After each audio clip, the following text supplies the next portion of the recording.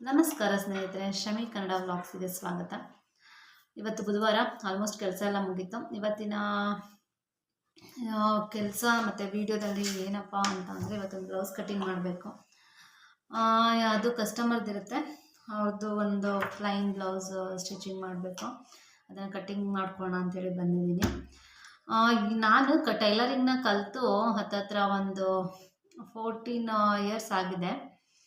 ಇಲ್ಲಿ ಇದುವರೆಗೂ ಕಲಿತಾನೇ ಇದ್ದೀನಿ. ನಾನು ಹೇಗಪ್ಪ ಟೈಲರಿಂಗ್ ಕಲ್ತಿದ್ದೆ ಅಂತ ಹೇಳಿದ್ರೆ, ಟೈಮ್ ಪಾಸ್ಗೆ ಅಂಥೇಳಿ ನಾನು ಟೈಲರಿಂಗ್ನ ಕಲ್ತಿದ್ದು. ಮನೇಲಿ ನನ್ನ ಮಗಳು ಒಂದು 1.5 ಇಯರ್ 2 ಇಯರ್ಸ್ ಇದ್ಲು ಅನಿಸುತ್ತೆ, ದೊಡ್ಡ ಮಗಳು. ಆವಾಗ ನಾನು ಮನೇಲಿ ಇರ್ತಿದ್ನಲ್ಲ, ಅಕ್ಕಪಕ್ಕದ ಮನೆಯವರೆಲ್ಲ ಹೋಗೋರು ಫ್ರೀಯಾಗಿ ಟೈಲರಿಂಗ್ ಹೇಳ್ಕೊಡ್ತಾರೆ ಅಂತ. ಅವ್ರನ್ನ ನೀವು ಬರ್ತೀರಾ ಅಂತ ಕೇಳಿದ್ರು. ಹಾಗಾಗಿ ನಾನು ಸುಮ್ಮನೆ ಇದನ್ನೆಲ್ಲ ಮನೇಲಿ ಏನಾದರೂ ಕಲಿಯೋಣ ಅಂತೇಳಿ ಕಲ್ತಿದ್ದು. ಅದು ಇಲ್ಲಿವರೆಗೂ ನಾನು ಆ ಟೈಲರಿಂಗ್ ಅನ್ನೋದೇನಿದೆ ಅಂದರೆ, ಅದಕ್ಕೆ ಫುಲ್ ಸ್ಟಾಪೇ ಇಲ್ಲ. ಅಂದರೆ ಹೊಸ ಡಿಸೈನ್ಸ್ಗಳು ಬರ್ತಾನೆ ಇರುತ್ತೆ. ಅದರಲ್ಲಿ ಫಿಟ್ಟಿಂಗನ್ನು ಪರ್ಫೆಕ್ಟ್ ಮಾಡೋದು ಯಾವ ರೀತಿ ಅಂತ ಹೇಳಿ ಪ್ರತಿ ಬಾರಿ ಕಲಿತಾನೆ ಇರ್ಬೋದು. ಅಷ್ಟು ರೀತಿ ವೆರೈಟೀಸ್ ಡಿಸೈನ್ಸು ಮತ್ತು ಫಿಟ್ಟಿಂಗಲ್ಲಿ ನಾವೇನೇನು ಚೇಂಜಸ್ ಮಾಡ್ಬೋದು ಅದೆಲ್ಲ ಸಿಗ್ತಾನೆ ಹೋಗುತ್ತೆ. ಹಾಗಾಗಿ ಇನ್ನೂ ಕೂಡ ಟೈಲರಿಂಗ್ನ ನಾನು ಪರ್ಫೆಕ್ಟಾಗಿ ಕಲ್ತಿದ್ದೀನಿ ಅನ್ನೋದಕ್ಕಿಂತ ಕಲಿತಾನೇ ಇದ್ದೀನಿ ಅಂತ ಹೇಳ್ಬೋದು. ಹೆಣ್ಮಕ್ಳಿಗೆ ಏನಕ್ಕಪ್ಪ ಇದು ಟೈಮ್ ಪಾಸ್ಗೆ ಅಂತ ನಾನು ಮಾಡ್ಕೊಂಡಿದ್ದಂಥ ಟೈಲರಿಂಗ್ ಕೋರ್ಸು ನನಗೆ ಯಾವ ರೀತಿ ಹೆಲ್ಪ್ ಆಗ್ತಿದೆ ಅಂದರೆ, ಮನೆ ಕೆಲಸನೂ ಮಾಡಿಕೊಂಡು ಆಲ್ಮೋಸ್ಟ್ ನಾನು ಮನೆ ಕೆಲಸ ಅಂದರೆ ಒಂದು 12 o'clockವರೆಗೂ ಇರುತ್ತೆ. ಅದಾದಮೇಲೆ ಮಧ್ಯಾಹ್ನ ಅಡುಗೆ, ಸಣ್ಣ ಅಡುಗೆ ಏನೂ ಇಲ್ಲ ಅಂತ ಹೇಳಿದ್ರೆ, ಅಂದರೆ ಎಲ್ಲರೂ ಹೋಗಿ ಸ್ಕೂಲಿಗೆ ಮತ್ತು ಕಂಪ್ನಿಗೆಲ್ಲ ಹೋಗಿರೋದ್ರಿಂದ ಮಧ್ಯಾಹ್ನ ನಾನು ಒಬ್ಬಳೇ ಇರ್ತೀನಿ. ಹಾಗಾಗಿ ಅಡುಗೆ ಕೆಲಸನೂ ಸ್ವಲ್ಪ ಮಾಡಿಕೊಂಡು ಟೈಲರಿಂಗ್ನು ಕೂಡ ಮಾಡ್ಬೋದು. ವಾರದಲ್ಲಿ ಒಂದು 3 ಡೇಸ್ ನನಗೆ ಫ್ರೀ ಟೈಮ್ ಸಿಗುತ್ತೆ ಮಧ್ಯಾಹ್ನ ಹಾಗೆ. ಹಾಗಾಗಿ ಆ ಟೈಮಲ್ಲಿ ಈ ಕೆಲಸನ ಮಾಡ್ಕೊತೀನಿ. ಎಷ್ಟು ಅವಶ್ಯಕತೆನೇ ಹೆಣ್ಮಕ್ಳಿಗೆ ಟೈಲರಿಂಗ್ ಅಂತಲ್ಲ, ಅರ್ನಿಂಗ್ಸ್ ಮಾಡೋದು ಅದು ಅಥವಾ ಸೆಲ್ಫ್ ಎಂಪ್ಲಾಯ್ಮೆಂಟ್ ಅನ್ನೋದು ಅವಶ್ಯಕತೆ ಇದೆಯಾ ಅಂತ ಅನ್ನೋದಾದರೆ ಖಂಡಿತ ಅವಶ್ಯಕತೆ ಇದೆ. ಗಂಡ ಎಷ್ಟೇ ಸಂಪಾದನೆ ಮಾಡ್ಬೋದು, ಆದರೆ ಹೆಣ್ಮಕ್ಳ ಹತ್ರ ಅವ್ರ ಖರ್ಚಿಗೆ ಅಂತ ಅಲ್ದಿದ್ರು ಉಳಿತಾಯಕ್ಕೆ ಅಂತಾದರೂ ಮಾಡ್ಕೋಬೋದು. ಅವ್ರ ಖರ್ಚಿಗೆ ಗಂಡನೇ ಕೊಡ್ತಾರೆ ಅಂತ ಅನ್ನೋದಾದ್ರೂ ಅವರು ದುಡಿಮೆ ಮಾಡೋದ್ರಿಂದ ನಮಗೆ ಸೆಲ್ಫ್ ಕಾನ್ಫಿಡೆನ್ಸ್ ಬರುತ್ತೆ.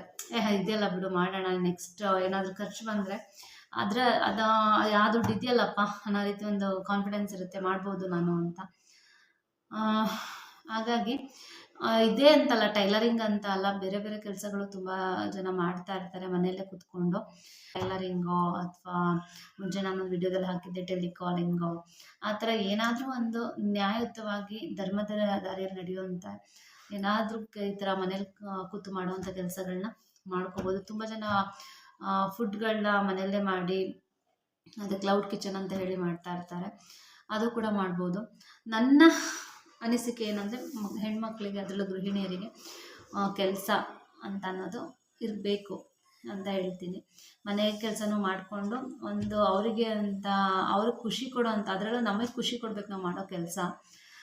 ನನಗೆ ಈ ಕೆಲಸದಲ್ಲಿ ನಾನು ಒಂಥರ ಕಂಫರ್ಟಬಲ್ ಅನಿಸುತ್ತೆ. ನನಗೆ ಮಾಡಲೇಬೇಕು ಅಂತ ಯಾರೂ ನನಗೆ ಡೆಡ್ಲೈನ್ನ ಕೊಡೋಲ್ಲ, ಇವತ್ತು ಮಾಡಲೇಬೇಕು ಅಂತ. ನಾನು ಬಟ್ಟೆ ತೊಗೊಳೋರ ಹತ್ರನೂ ಅಷ್ಟೇ, ನಾನು ಇವತ್ತು ಕೊಟ್ಟರೆ ಅವರು ನನಗೆ ಮುಂಚೆನೇ ಹೇಳಿರ್ತೀನಿ, ನಾನು ಬೇಗ ಅಂತೂ ಕೊಡೋಲ್ಲ, ನನಗೆ ಲೇಟ್ ಆಗುತ್ತೆ ನಾನು ಕೊಡೋದು ಅಂತೇಳಿ. ಹಾಗಾಗಿ ನಾನು ಕಾಸ್ಟು ಸ್ವಲ್ಪ ಕಡಿಮೆನೇ ತೊಗೊಳೋದು. ನಾನು ಹೊರಗಡೆ ಹೊಲಿಯೋದಕ್ಕಿಂತ ನಾನು ಹತ್ತತ್ರ ಒಂದು 30 to 40% ಕಡಿಮೆನೇ ತೊಗೋತೀನಿ. ನಾನು ಅವ್ರ ಟೈಮಿಗೆ ಕೊಡೋಲ್ಲ ಅಲ್ಲ. ಹಾಗಾಗಿ ಇದು ನನಗೆ ನನ್ನ ಅರ್ನಿಂಗ್ಸ್ಗೂ ಕೂಡ ಹೆಲ್ಪ್ ಆಗುತ್ತೆ, ನನ್ನ ಟೈಮ್ ಪಾಸ್ಗೂ ಕೂಡ ಆಗುತ್ತೆ. ಮನೇಲಿ ಸುಮ್ಮನೆ ಕೂತಿದ್ರೆ ಬೇಡದಿರೋ ಯೋಚನೆಗಳು ಬರುತ್ತೆ. ಏನೋ ಟಿ ವಿ ನೋಡ್ಕೊಂಡು ಟೈಮ್ ಪಾಸ್ ಮಾಡ್ತಿರ್ತೀವಿ, ಅಥವಾ ಮೊಬೈಲಲ್ಲಿ ರೀಲ್ಸ್ ನೋಡ್ಕೊಂಡು ಟೈಮ್ ಪಾಸ್ ಮಾಡ್ತಿರ್ತೀವಿ. ಅದ್ರ ಬದಲು ಏನಾದರೂ ಕಲಿಬೋದು. ಇದರಲ್ಲಿ ಹೊಸ ಡಿಸೈನ್ಸ್ಗಳು ಬರ್ತಿರುತ್ತೆ, ಅದನ್ನು ಕಲಿಬೋದು. ಜೊತೆಗೆ ನಮ್ಮದೇ ಆದ ಬ್ಲೌಸ್ಗಳನ್ನ ಹೊಲ್ಕೋಬೋದು. ಅದರಿಂದ ಎಷ್ಟೆಲ್ಲ ಸೇವಿಂಗ್ಸ್ ಆಗುತ್ತಲ್ವ. ಈಗ ಒಂದು ಬ್ಲೌಸ್ ಹೊರಗಡೆ ಸ್ಟಿಚ್ ಮಾಡಿಸ್ತೀನಿ ಮಿನಿಮಮ್ ಒಂದು 350 rupees ಇರುತ್ತೆ. ಒಂದು ಫಾಲ್ ಜಿಗ್ಜಾಗ್ ಅಂದರೆ ಒಂದು 100-120 rupees ಇರುತ್ತೆ. ಅದೆಲ್ಲ ನಾವೇ ಮಾಡಿಕೊಂಡ್ರೆ ಅದು ನಮಗೆ ಸೇವ್ ಆಗುತ್ತಲ್ವ. ಹಾಗಾಗಿ ಟೈಲರಿಂಗ್ ಅವಶ್ಯಕತೆ ಇದೆಯಾ ಅಂದರೆ, ನಂತರ ಯಾರು ಮನೇಲಿ ಇರ್ತೀರ ಅಂಥವ್ರು ಮಾಡಬೇಕು. ಪಾಪ ಕೆಲ್ಸಕ್ಕೆ ಹೋಗೋರುಗಳಿಗೆಲ್ಲ ಆಗಲ್ಲ. ಇದು ನನ್ನ ಹಾಗೆ ಯಾರಾದರೂ ಮನೇಲಿ ಕೂತು ಬೇಜಾರಾಗುತ್ತೆ, ಟೈಮ್ ಹೋಗ್ತಿಲ್ಲ ಅನ್ನೋರು ಕಲಿತು ಮಾಡ್ಕೋಬೋದು. ಇವಾಗೆಲ್ಲ ಆನ್ಲೈನಲ್ಲೆಲ್ಲ ಟೈಲರಿಂಗ್ ಹೇಳ್ಕೊಡ್ತಾರಂತೆ. ನಾವು ಕಲಿಬೇಕಾದ್ರೆಲ್ಲ ಆಫ್ಲೈನೇ. ನಾವು ಅಲ್ಲಿ ಹೋಗಿ ಹತ್ತತ್ರ 1 ಕಿಲೋಮೀಟ್ರ್ ಆಗೋದು, 1-1.5 ಕಿಲೋಮೀಟ್ರ್ ನಡ್ಕೊಂಡು ಹೋಗ್ತಿದ್ವಿ. ನಾನು ಕಲ್ತಿದ್ದು ಬೆಂಗಳೂರಲ್ಲಿ BBMP ಲಿಮಿಟ್ಸಲ್ಲೇ ಕಲ್ತಿದ್ದು. ಅಲ್ಲಿ ನಮಗೆ ಒಂದು ರಫಾಗಿ ಒಂದು ಪಿಕ್ಚರ್ ಸಿಗುತ್ತೆ. ಬ್ಲೌಸ್ ಕಟ್ಟಿಂಗ್, ಫೋಲ್ಡಿಂಗ್ ಹೆಂಗಿರಬೇಕು, ಒಂದು ನೆಕ್ ಬಿಡ್ತ್ ಎಷ್ಟು ಕೊಡಬೇಕು ಅದೆಲ್ಲ ಬಂದ್ಬಿಡುತ್ತೆ. ಅದೇ ಕರೆಕ್ಟ್ ಫಿಟ್ಟಿಂಗ್ ಬರಬೇಕು ಅಥವಾ ಪೈಪಿಂಗ್ ಎಲ್ಲ ಕರೆಕ್ಟಾಗಿ ಬರಬೇಕಂದ್ರೆ ಹೊಲಿತಾ ಬರುತ್ತೆ. ಹಾಗಾಗಿ ಯಾರಾದರೂ ಹೊಸ್ದಾಗಿ ಕಲಿತಾ ಇರೋರು, ಅಯ್ಯೋ ಟೈಲರಿಂಗ್ ಅಂದರೆ ಎಷ್ಟೊಂದು ರಿಸ್ಕಪ್ಪ ಅಂತ ಅನ್ನಿಸ್ತಾ ಇದ್ರು ನಿಮಗೆ, ಇಲ್ಲ ಬೇಜಾರಾಗಬೇಡಿ. ಅದು ನಿಮಗೆ ಒಂದು ಸ್ವಲ್ಪ ಟೈಮ್ ತೊಗೊಳುತ್ತೆ ಅದು ಸೆಟ್ ಆಗೋದಕ್ಕೆ.